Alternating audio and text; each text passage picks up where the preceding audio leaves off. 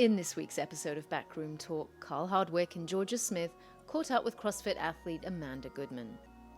Part of the OPEX family since 2013, Amanda's been a regionals, games, and grid athlete. Her passion and determination has seen her weather countless highs and lows and shaped her into the incredible athlete she is. Give us kind of a quick rundown of who Amanda Goodman is and where she comes from. We're born in the Bronx, but we went to school. By the time I went to school, we were on Long Island. My mom lives out there. My dad lives still on the island, but in Queens, right by JFK. And I've always seen both my parents live predominantly with my mom. And then, just went to school, was very active. My mom needed to put me in something. You know, and so we just played around with that, and then gymnastics just ended up being it, and that like really made the decision that was like what made my decision, right, for everything. And we can call it gymnastics, we can call it sport, whatever you want to call it, but it was like I chose my high school specifically because it had gymnastics and it gave me the opportunity to compete. I chose my college for the same exact thing. And then when that was done, it was done. But it was a blast. Yeah. I got to compete, around the country. I was at a D2 school, but we had our coach played the system a little bit, and we had like the largest team in the country. So that was, just like an experience there. So you were really good at gymnastics, though. You didn't just like do gymnastics as a young kid. Yeah. I guess I was pretty good. I was pretty decent. I didn't compete on an elite level, but I made it up to level 10 in a pretty short amount of time. I did all right, won a few state championships, made it to regionals and things. And then it wasn't until college that we made it to, nationals. And I was always on the roster. I didn't do all 4 events in college. I was a specialist. But I don't really know how many other sports work, but in gymnastics, you want to be the anchor. Because I didn't get to do all 4 events, the events that I specialized in, I made sure I was always on that count, and that was what motivated me. Where'd you go to school? College? I went to University of Bridgeport in Connecticut. Okay. Small school on the water, 2 hours away from my home. When I think of Connecticut, I think of billions, like we talked about before we started, and I think about a lot of money and a lot of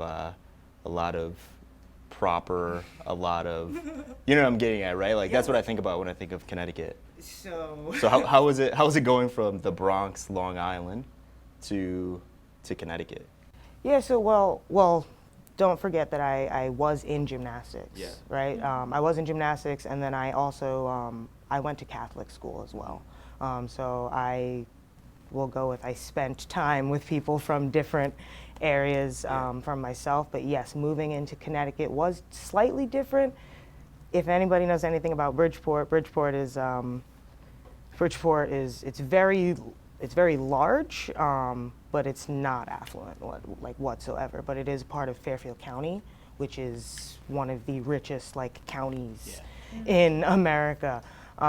So just being in that area ties you to some of those other pieces, and it really just kind of opens you up, places like Westport, Greenwich, stuff like that. We were literally on the same exact road as Sacred Heart University. So basically all the kids that I went to high school with, that didn't end up in my area, they went to that school. They went to, and they lived in Fairfield. And So when did CrossFit happen? So you gymnast as a kid, go to college, compete, make it to nationals, regionals, all that stuff. And then what? And then after that, I was working at a gymnastics facility and figuring out kind of what else I wanted to do. And I knew I liked fitness, and I knew I kind of wanted to I knew I still liked to help people, So I ended up just kind of looking more towards like a personal trainer thing, and there happened to be a CrossFit gym right next door to the gymnastics facility. Yeah, all in Connecticut.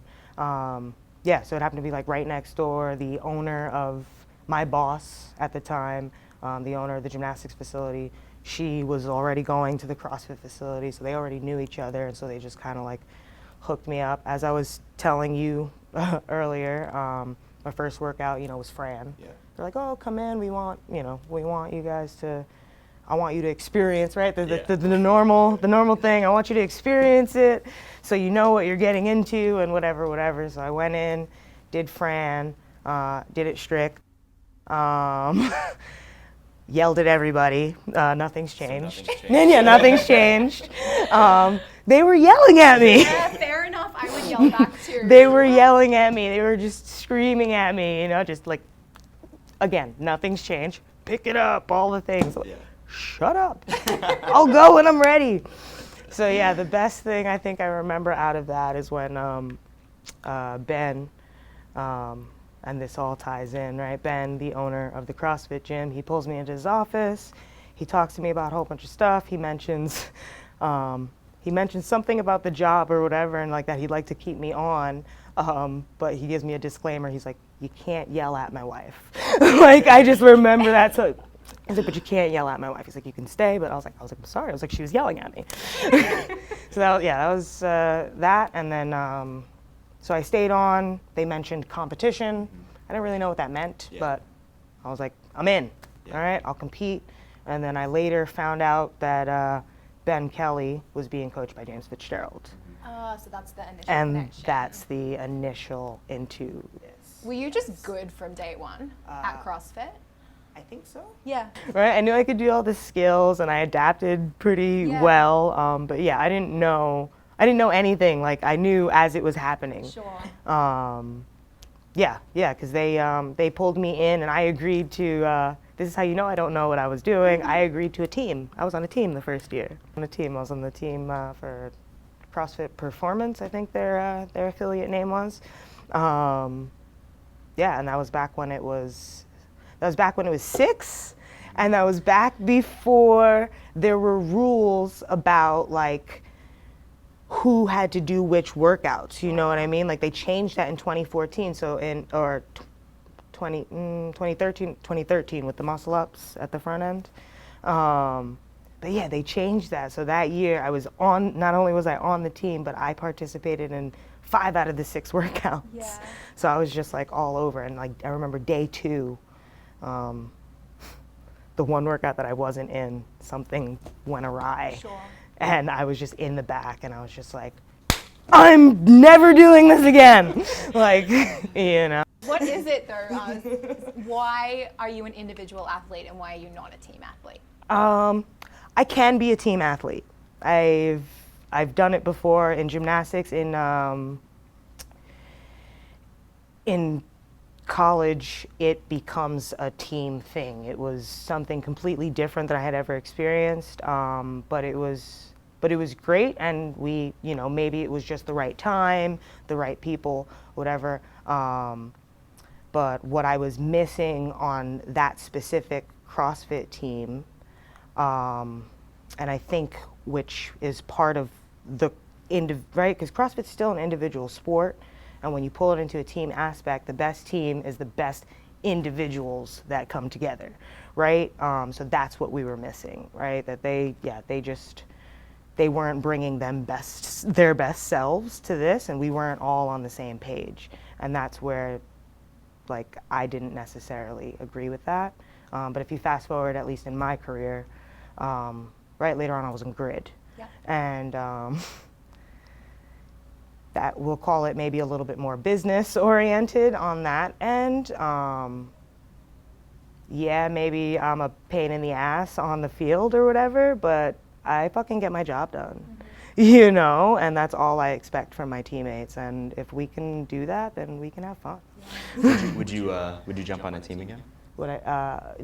If everybody understands what they're bringing to the table, yeah. And if we're, of this. Amanda's like, if everyone else is, if everyone else is good. Absolutely. Just say it. It's all right. Absolutely. But that is really what makes you a standout athlete, though, is that mentality. Like it's your job. It's everything.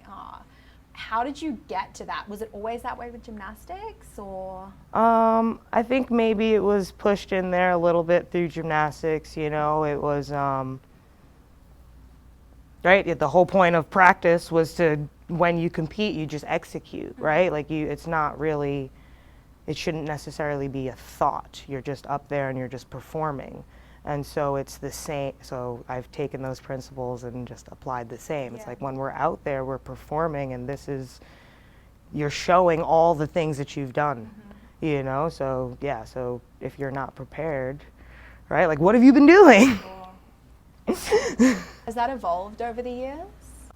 Not necessarily. I guess there's more understanding around variables to maybe loosen that. But I think it still comes down to, like, right, prepare as best as you can, perform as best as you can.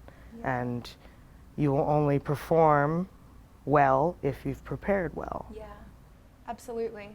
Do you think you'd apply that to something else? Let's say you never did gymnastics and you never took the CrossFit path.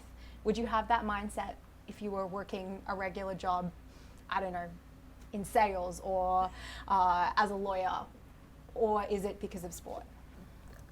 There's a part of me that would like to think that, but I have no idea, and I have no idea. Yeah. Like, I definitely think if I would be living a completely different life if it wasn't for sport. What do you think that would look like? I still see two paths of, like, just being, like, you know, just determined, and then the other of just being, like, just almost, you know. Actually, I don't know if I even believe it as I'm thinking about it. I'm like, you know, maybe I would have been normal, but no. Let's pick it back up in 2012. So you're at CrossFit Performance. Yeah. Yeah, you guys compete. What happens in 2013, 14? Well, right at the end of 2012, I made it vocal that I wanted to compete as an individual. And somewhere, I don't really know, there was a lot of backroom shit happening. Yeah. There was a lot of things happening, you know, for my benefit, but that I wasn't completely aware of. But yeah, Ben and James had been talking a lot about me and my, I guess, potential or my path or whatever. I had decided what I wanted.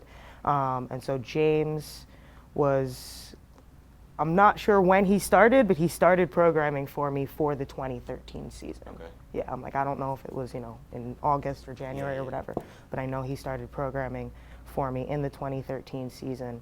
And then I met him at the 2012 games, and I didn't, like, really remember until later on. But I met him at the 2012 games, and then where I really, like, met him, I guess, was at an athlete camp. They sent me to an athlete camp in Naples I think that was the beginning of 2013, something like that. And, right, and he spoke, and I was like, I'm here, I'm in, I'm sold, let's go. He continued to program for me. I came out here, he was here. I came out here for 3 weeks before the 2013 regional. And that's when they had athletes on site, Mo, Danny, Megan, there was a few others, Colin, Lauren, whatever, and they were in this small ass building across town. Yeah. And we had athlete training times and everything, and I was here and I was just immersed in it for 3 weeks, and it was amazing. And I left, went to regionals. I remember being nervous as shit, and James being not worried one bit and, like, telling me to just kind of, you know, he's like, you're fine. He was there, he was actually there, and then qualified for the first games. Went to the games. I was still living in Connecticut there. No real contact with James. Saw James at the games. We spoke a little bit. I went back to Connecticut, we had our consult maybe, you know, a month or so later, and then I decided to move. Cool. Yeah, and then I was out here by the end of that 2013. What changed when James took over, like in getting ready for that 2013 season? Like what changed in your program? What changed in nutrition? What did that look like? Again, a lot of the beginning things were implemented by Ben, but it was still, but we see the funnel, right? I'm like, we all see the funnel. But yeah, so it was just like day-to-day things that that I don't know if I can necessarily be as specific as to, like, you know, more recent years where I could be like, oh yeah, me and James sat down and we wrote out a, you know, what my food plan looks like for a week, and then I just followed that for 8 months. You know what I mean? Like that. That's. But yeah. So in the beginning, it was just you know, just things. Just do this, eat like this, try this. You know, all this other stuff. And I remember feeling different. And if we understand the cycle of the training year, especially the regional training year, I remember feeling different and like confident and ready that like January. Right? Like I just remember just being like, fuck, this is what I need to be doing. You know, like I just felt it. I was like, I would get my training and I would just be so excited. And I'm like, this is what I want to do. This is what I need to be doing. And this is what makes me feel like good. Yeah. Yeah, you can, especially back then when the season was organized that way, a lot of athletes that I came in contact with, that was like a scary time for them. Like January comes around and they're like, oh fuck, like this is it. I actually don't have any more time to get better. And they don't have confidence, right? So going into, you know, that February time frame, March, April, May, if you have confidence moving forward, that's a massive game changer. Did you have that same confidence the year prior? Before? In 2012? Yeah. No, fuck no. I had just started. I was doubting everything. Are you kidding me? Especially in that January. I think I was probably maybe just like still in the beginning adrenaline, you know. But then the Open came that February, and I actually qualified for regionals as an individual. And I remember like posing that question, like, well, you know, like, do I do that or do I do this? And it really just came down to like, I mean, I guess, you know, like what I valued. Like I had already committed to this team, so it didn't feel right for me to pull out of that. I wasn't aware of anything really. I would say that 2012 year, not like, it wasn't significant like that, right? Like January is significant, right before being here, right before regionals, you know, that was significant. 2013 games, what happens? 2013 games, oh boy. Well, I was very excited. And then I got there, and I think this happens to, you know, we'll go with about half the people that get there, but it was just like you're hit by a fucking truck. I was very lucky. The swim workout was in a pool. I had never done like real open water swimming. Like I was practicing, but in the Sound, if anybody knows what that is, like that's not the ocean and it's gross. And then we finished that into a half marathon row. We went right from there, from the bus, I rode a half marathon, and that was... Welcome to the games. Yes, welcome. No, not even that, not even welcome to the games, right? It was those two, they gave us a day off. You know, they fed us dinner and stuff like that. That was nice. And then, boom, Friday, fucking Burden Run with the goddamn pig. Oh my God, it was like, I've heard other games athletes claim that was one of the most challenging, like, startups, years, workouts. But I mean, yes, it was challenging as hell. I enjoyed it. But fuck, I remember that workout. It was so hard. And I just like, the final sled was just like, I don't even think there was much weight on it. But it just felt like 500 pounds. And I wasn't going anywhere. I just kept slipping, eating the ground. It was, a lot of adapting. I learned how to flip that pig. The original pig was huge. They changed it, made it smaller. It was better, easier to flip in 2015. Yeah. But yeah, after 2013, Where'd you end up, 2013? How'd you finish? I got cut. Oh no, wait, yeah, well, Burden Run was, right, Burden Run was Friday, or the first of the 3 days.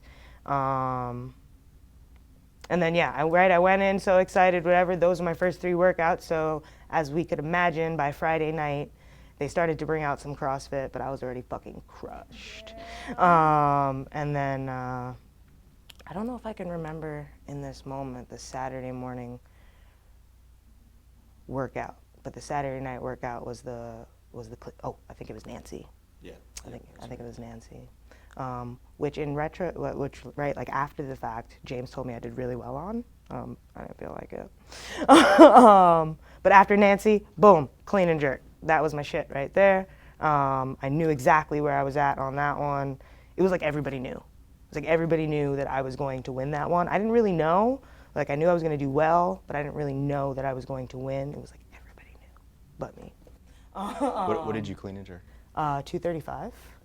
At like 115 pounds? Pretty much. Yeah, I was super light. I was like 135 that year, which I came out of that first day, you know, after being crushed by the Burden Run, like just like looking at everybody, and I remember like saying, I'm like, I think I need to gain weight. Like, you know, I was like, I think I just need a little bit more to sustain. But yeah, after the clean and jerk, I mean, that was great. I won that, but I was still just like crushed, right? Everybody got to compete Sunday morning, and then they made cuts. This was when they were still making cuts, before they stopped making cuts, before now they make cuts. Like, so just, right? And I was fucking crushed. And those workouts were awesome. Those were the Cinco workouts. I don't know if you remember those, but It was just like, right, I had handstand walking, ring muscle ups, handstand push-ups, weighted pistols. Would have been your jam. Oh yeah. But it was good, I guess, you know, to sit and to watch that. And I sat and I watched that with James. And we had a good talk, and he told me the truth, you know, just like he basically told me like he knew I was going to get cut. Not in those words, but like, yeah. And it just kind of like, it made everything better. In that moment, like it just made everything better, just because like it was just like, all right, well, this is kind of, you know, this is where I'm at. And so that gave me new perspective for the next year. Weirdly enough, I did go back to Connecticut for a little bit, and then in that interim, before actually moving here, I got injured, and I don't remember which one at this point, but I tore one of my shoulders.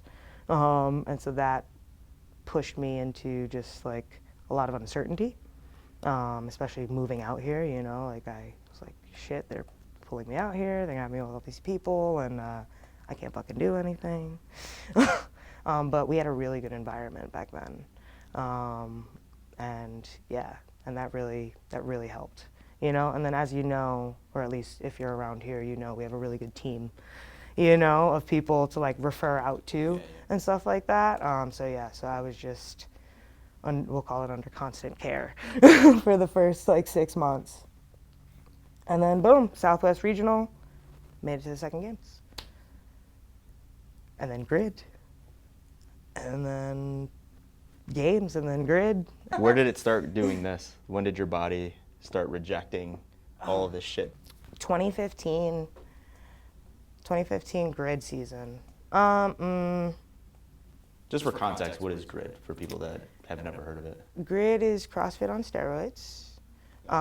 It's mostly, to simplify it, it's mostly gymnastics and weightlifting in a team setting, and then you're racing, right? Other teams doing,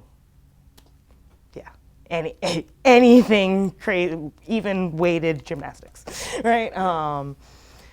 So yeah, so I mean that was great, right? It was a professional team format. I can't tell you how many people were on the team, maybe 20 or so, right? We lived together, trained together, all this stuff, very high intensity. And I'll be honest, I was probably made for that, you know? But yeah, it was just a lot. And the first year of Grid, right, they started off way too big. And I think it was the emotional toll, to be honest. I think it would be the emotional toll. Like the first year of Grid, right, we were all in, they had all this stuff happening, whatever, and then something happened, they lost money, and then they were like, it's over, you know? And we were just still running. Most of us had been to that games, the 2014 games, and so we had just ran through that, right? Like just on fumes and just adrenaline. And when I remember me specifically, like when they said that was over, I just fucking just shut down. Were you looking for Grid to replace CrossFit for you? Because you felt like it was made for you. Oh. You got to do the shit that you were really good at. Abso-fucking-lutely, right? Like, yeah, it was, right, we had signed contracts. The proposal was fantastic, and almost everybody that we talked to was like, the proposal was fantastic, but just like, they started way too fucking big, and the people that saw, like, people that didn't even know what CrossFit was, they're like, they watched it on TV, and they're like, I don't really know what's happening, but it's very exciting. You know? So yeah, we thought that would be it, right? But yeah, and then they shut it down, and so yeah, I was fucking done. And it was at least 2 weeks before we had like heard anything else. So I was just, like me personally, I was just like grieving, right? I was grieving that. I was grieving the end of my season, figuring out whatever was next and all this stuff, and I was just in shutdown mode. And then they decided something happened, and then they picked it back up. And so you're just at this point of like, well, you know, like, do you sit back or do you just push through? And then you push through. Like, yeah, it was great, but I was very far from healthy, you know. Well, it's like ending a Super Bowl, right? The CrossFit Games is like the Super Bowl, and then a couple weeks later saying, okay, we're starting preseason, and then another season is starting. And just like you're saying, right? It's like CrossFit, there's athletes that do that shit year round, right? Like they can do it year round. Maybe they're not peaked year round, but you throw something like Grid in there where it's like everything is so high intensity and it takes 2-3 days to recover from a real match. Whereas, you know, CrossFit, you can go hit some events. Yeah, there may be something really tough, really high intensity, but Grid is just like, it just kicks your ass over and over and over because there's no putting your foot on the brake, right? So just wrapping your brain around ending a Super Bowl, then actually playing a sport that's more demanding than the Super Bowl that you just finished, and then just kind of going through that with the uncertainties of, can I actually make a career out of this, and the ups and downs of signing contracts and then getting it pulled, and then, okay, we're gonna do this shit in Utah, so we're all gonna go here. And I was already emotionally wrecked and like physically, like the end of Grid 2014, I was just like a big puffball, like just inflammation. Yeah. Like I felt heavy, but it worked well for Grid. Yeah. You know, like I was like, fuck, I was like, I'm fucking heavy. I was like, but I need to move this heavy weight, so whatever. So we just, right, we ate whatever, we did whatever. Yeah. What is James telling you throughout this time? At that time, James was injured. Yeah, that's when he tore his hamstring off the bone, right? Yeah, James tore Playing Grid. Playing Grid, yep. The first match, James tore his hamstring. I mean, there wasn't, you know, I didn't really express much. I have to say, like, what, you know, like, as you were saying, all these things about, you know, of what we know about Grid now, we didn't, like, that's important as well. It's like, we didn't really know what it would do to us. Yeah. I explained Grid and CrossFit, like, I compared them to, like, baseball and football. Yeah. Yeah. You know, like, I'm like, CrossFit's like baseball. You know, you could play 160 games a year. if you just spread it out enough and whatever. And, you know, like football, you got 16 games. Yeah. That's it. Any more than that, you're fucked. Yeah, yeah. Like, and that was grid, and we did baseball and fucking grid in one season, in two seasons. That's actually really good. I've never heard those that connection. Do you still feel any of the physical and mental consequences of that? I know more. Yeah. You know, I know more. It definitely it's put me very in tune with my body.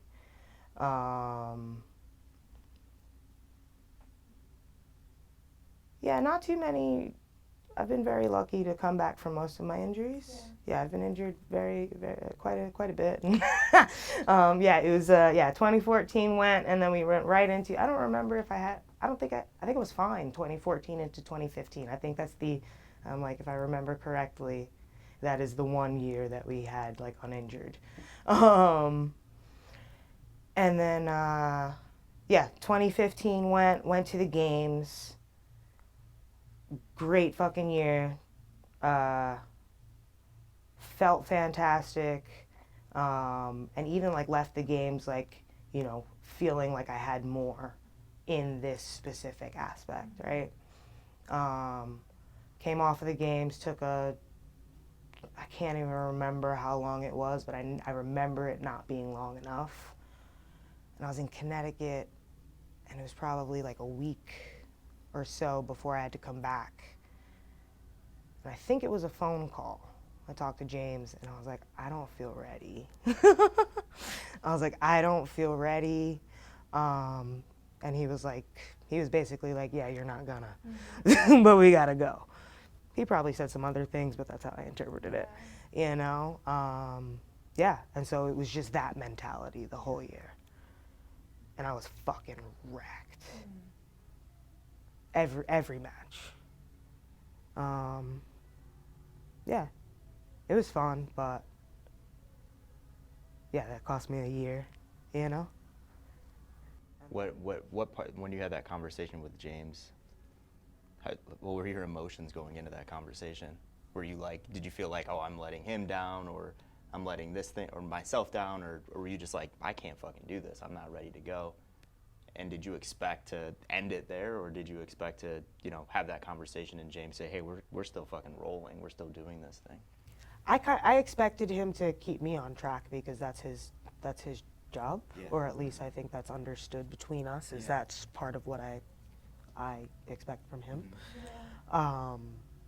Right, to just remind me of the realities of it, you know, don't fucking sugarcoat it, you know, which he doesn't, you know. It would have been a different conversation if I was like, James, I'm not ready, and, you know, like, if he'd be like, oh, it's okay, you know, like some sort of like fluffed up bullshit, but just like, you know, she's like, no, you're not gonna be ready, but this is it, right, you know, and so I knew those things going in, and so of course I had all of those thoughts. Yeah, he's just there to like clear up the things I usually know, you know, but I just have a lot of emotion around, and that's not saying that the emotion isn't just, but yeah, it's just. What would you have done if you didn't have James in that situation?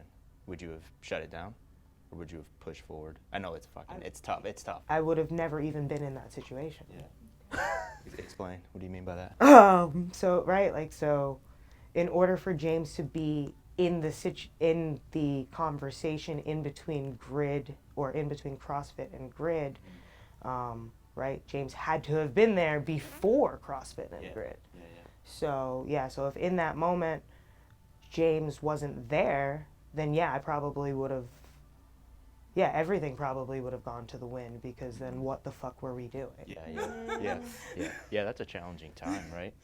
Yeah, it's like, right? It's like if we just did, you know, if we've just worked together for 3 or 4 years, and at this pivotal moment, right? In that moment, it was very important to me, and if I had understood that he was a part of that journey up until then, if he had not been there, right? If I felt that I couldn't reach out to him, then what is that whole other relationship? So by, you know, head down, pushing through, even if you know you're not going to get exactly what your dream situation would have been out of it, what did you learn from that experience? I mean, I did learn to listen to my body a little bit.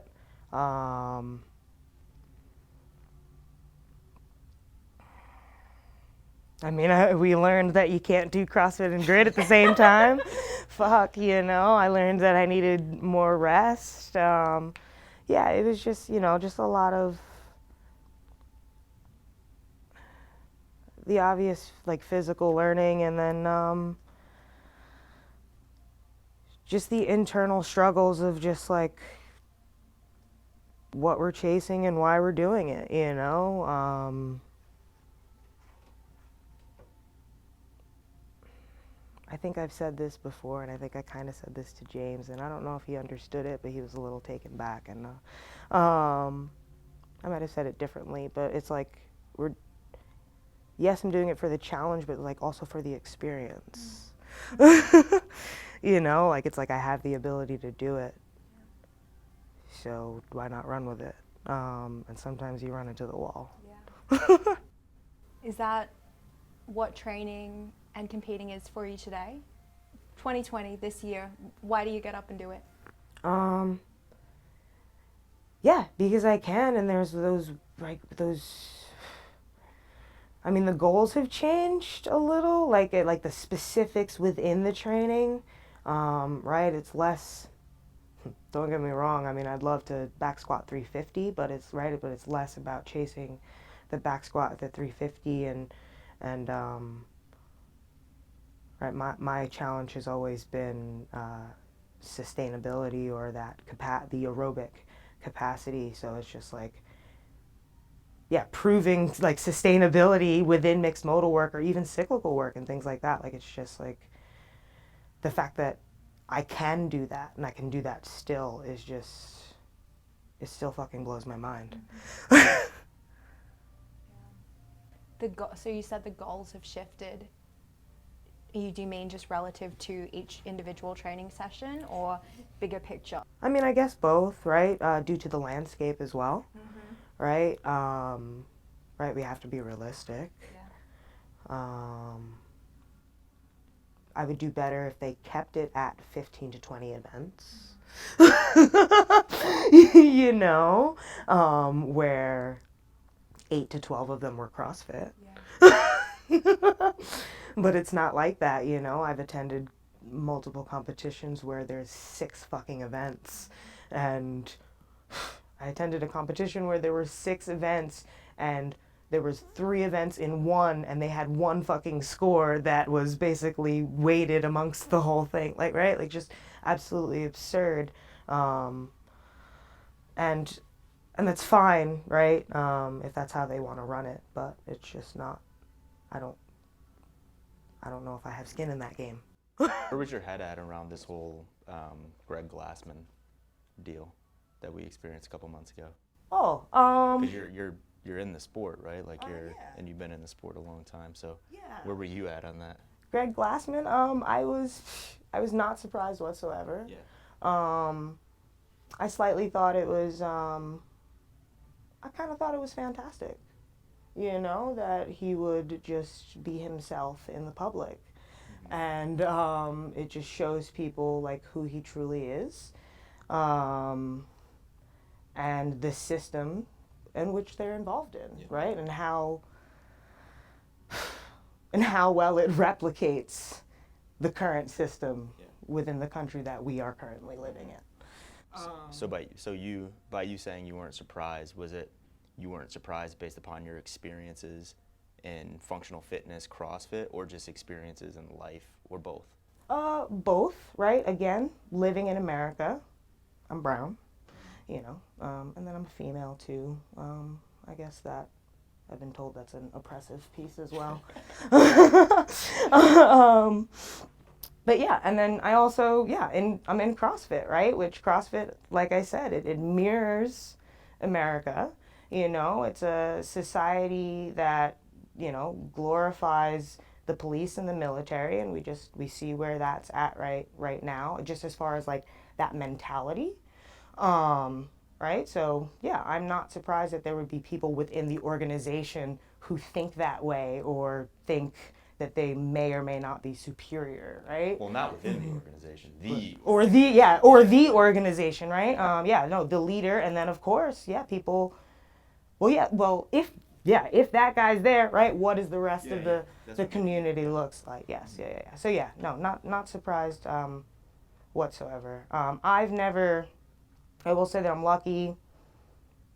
I don't know where it is, right, like, I've been in CrossFit, but not really, like, I've always been with OPEX, so I've kind of been blacklisted, but I've never received any direct, like, disrespect from anybody. So, you know, so I can't necessarily say that, but anything, like, personal.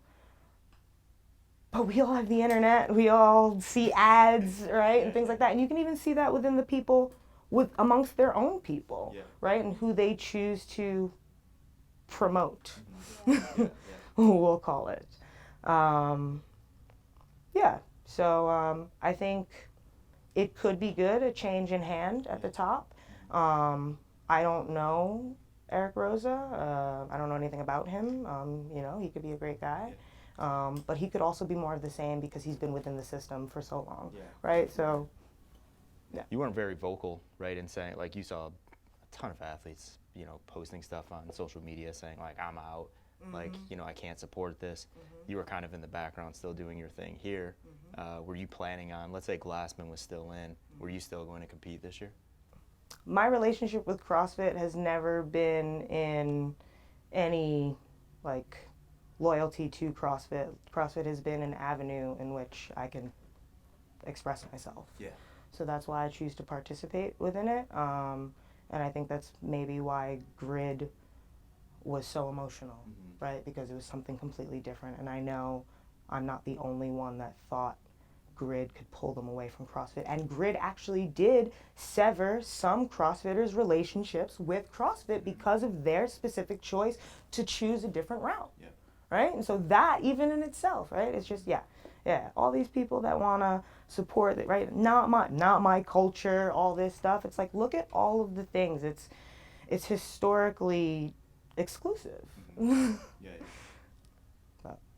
But to change your mindset right now, like, be based off this one thing, it's like you're actually, I think you're showing your ignorance.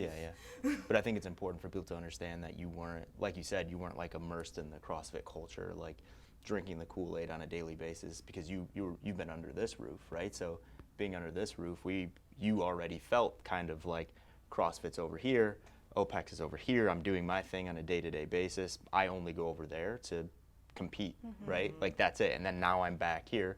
Whereas there were a lot of people that were actually living over here on a day-to-day basis, right? Like, they were associated directly with CrossFit. So I can see their side where it's like they were emotionally attached to that thing, where it's like you really weren't. You're just like, I'm over here doing my thing anyway. You guys figure your shit out and let me know when I can come and compete again. Absolutely. Yeah. No, yeah, like I said, it's just, the people that were right there and immersed in it, coming out, oh my God, you know, it's like you're just, right, you want to commend them for now being aware, right, and hope that they make change for the future, but it's like, you're showing your ignorance right now. It's like, where have you been? Yeah. Big question, what does change for the future mean to you? I mean,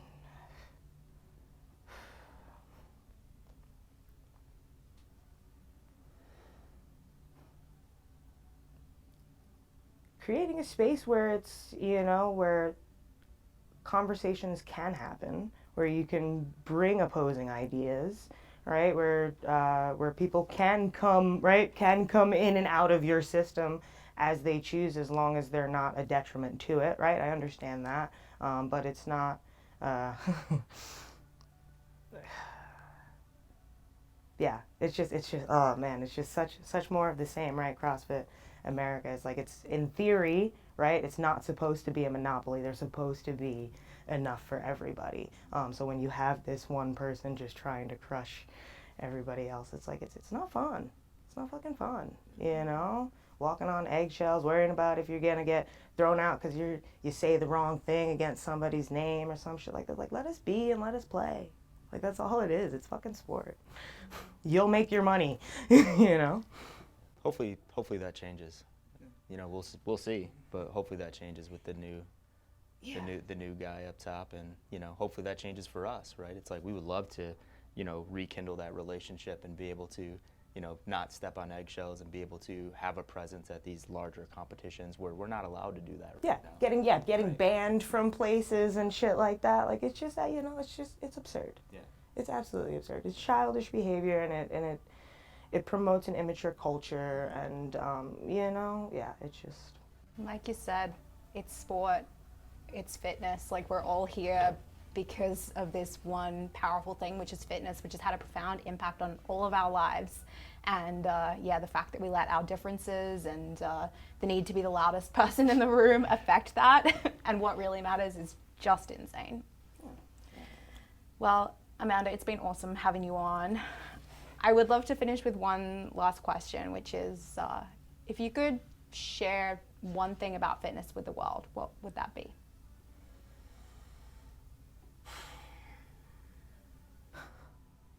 I don't know, I can't get away from the word. It's just like a gateway to whatever the fuck you want to do. You know, like it's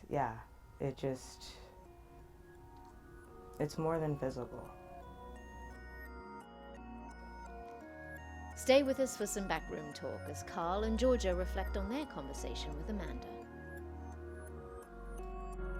I'm always fascinated by people's finding CrossFit stories. You know, the first time they walked into a CrossFit gym and the first workout they did, and I was so struck by how vastly different Amanda's introduction and subsequent path in CrossFit was to mine, and it just speaks so much to her identity as an athlete. Yeah.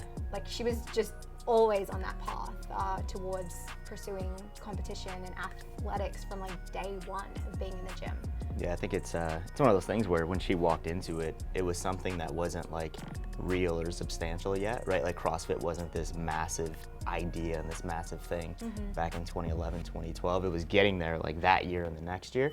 But I think she looked at it as being a little bit less than what she came from, right? Yeah. Competitive gymnastics. She probably walked in the gym, she's like, I got this. And she's and in her story when she talked about, you know, yelling at the gym owners and telling them to shut the fuck up and stuff like that, right? It's that kind of showed there where it was I'm an athlete, I know what I'm doing.